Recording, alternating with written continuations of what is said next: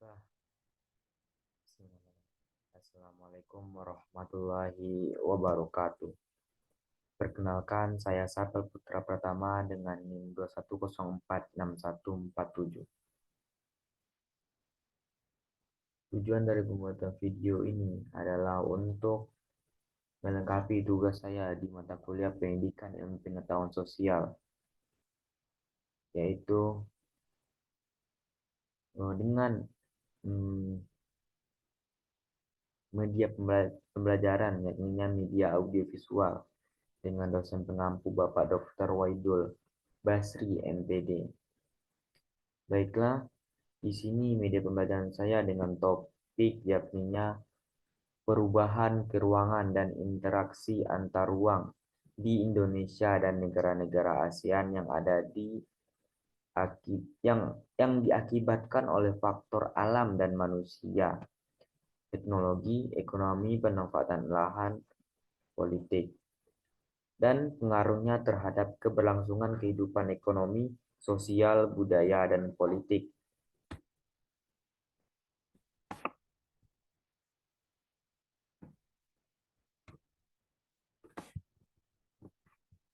Baiklah, langsung pada pada apanya langsung pada materinya, yaitu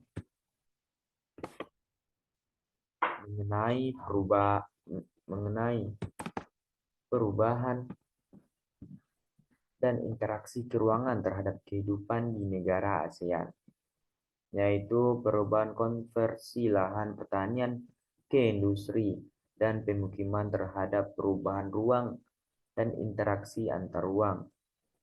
Selanjutnya, perubahan ruang dan interaksi antar ruang akibat faktor alam. Selanjutnya, pengaruh perkembangan ilmu dan teknologi terhadap perubahan ruang. Dan selanjutnya, pengaruh perubahan ruang terhadap kehidupan ekonomi.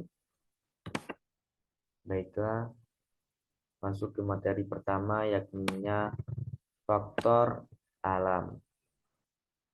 Kondisi alam dan kondisi sosial negara-negara ASEAN yang relatif homogeni dan saling membutuhkan, memudahkan interaksi antara satu negara dengan negara lain. Interaksi ini terjadi dalam bentuk kerjasama di berbagai bidang.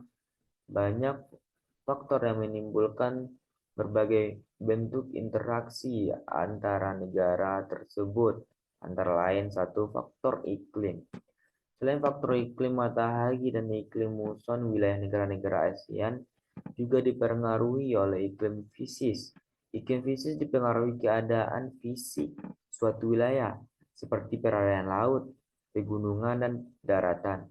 Negara-negara ASEAN yang terkadang mengalami perubahan iklim yang tidak terprediksi sebagai akibat adanya perubahan pola penggunaan lahan dan perilaku yang menimbulkan pemanasan global.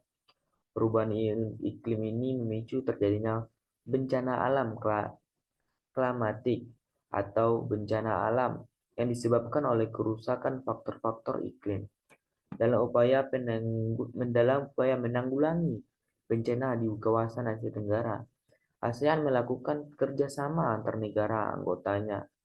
Contohnya kerjasama ASEAN dengan menanggulangi bencana klimatik, yaitu ketika terjadi kebakaran hutan yang hebat di Sumatera tahun 2015. Malaysia dan Singapura atas nama ASEAN memberikan bantuan pinjaman pesawat pemadam kebakaran. Indonesia dan beberapa negara ASEAN lain membantu Filipina dan mengalami bencana badai Haiyan tahun 2014. Berdasarkan kondisi iklim matahari, fisis, ataupun muson, hampir seluruh negara Asia memiliki kesesamaan kondisi. Kondisi iklim yang sama ini membuat negara-negara ASEAN ini bahu-membahu saling membantu.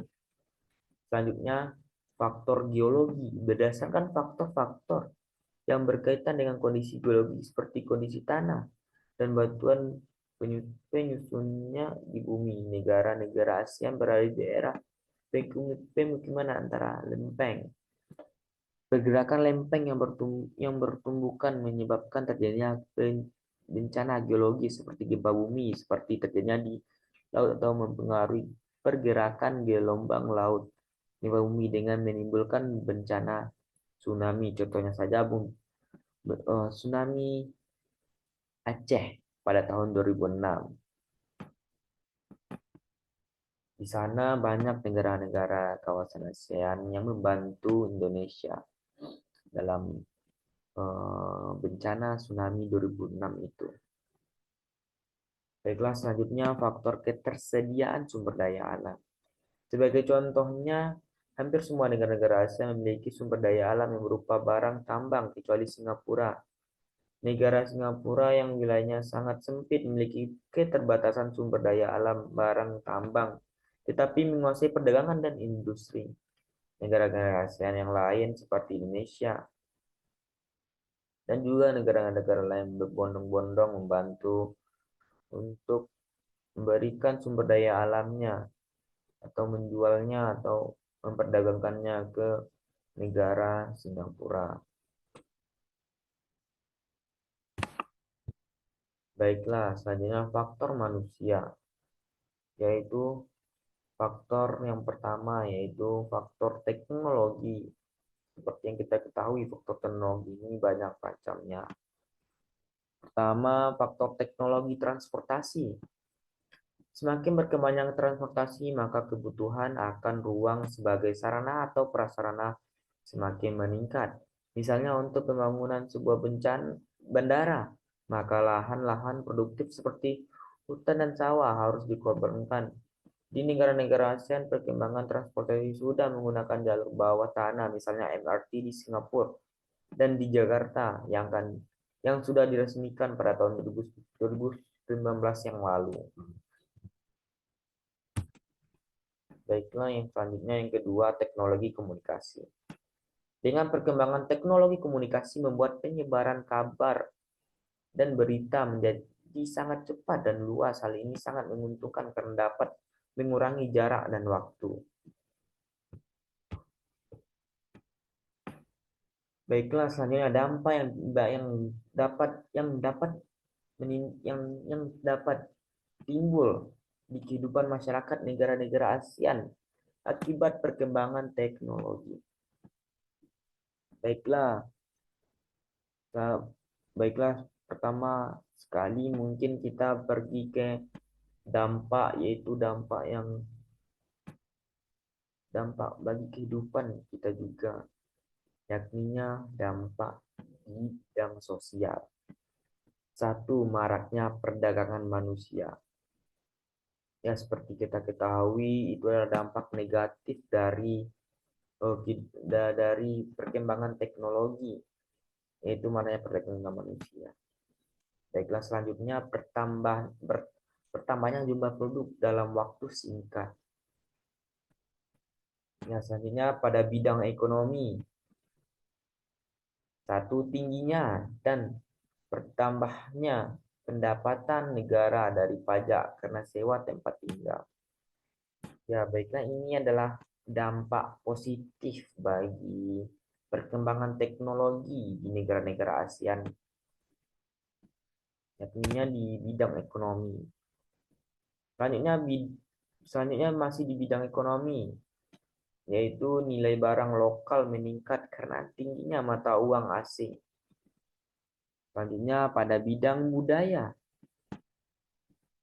Satu, perubahan sistem nilai dan moral dan normal. Ya, atau juga bisa disebut dengan moral. Seperti yang kita ketahui, untuk perkembangan teknologi pada zaman sekarang dalam patokan di negara-negara ASEAN. Seperti yang kita ketahui, banyak perubahan nilai dan juga moral di satu negara. Baiklah, masih dengan bidang budaya. Selanjutnya bidang budaya itu yaitu selanjutnya gaya hidup hedonis semakin marak.